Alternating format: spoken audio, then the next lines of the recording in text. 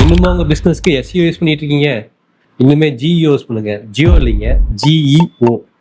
இதுதான் இனிமே ஃபியூச்சர். எஸ்இஓனா தெரியும், சர்ச் இன்ஜின் ஆப்டிமைசேஷன். அது என்ன ஜிஇஓ?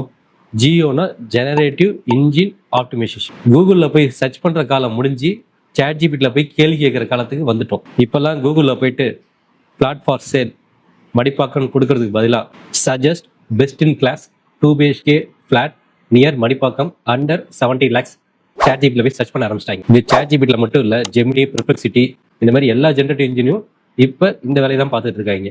அவங்க கம்ப்ளீட்டாக அனலைஸ் பண்ணி ரிலவெண்ட்டான போஸ்ட்டை கஸ்டமருக்கு சஜஸ்ட் பண்ணுறாங்க. சர்ச் பண்ணுற எல்லாரும் அதை தான் போய் ஃபஸ்ட்டு பார்க்குறாங்க. ஸோ அப்போ உங்கள் பிஸ்னஸும் அந்த மாதிரி காட்டணுமா? அப்போ நீங்கள் ஜியோ தான் பண்ண ஆரம்பிக்கணும்.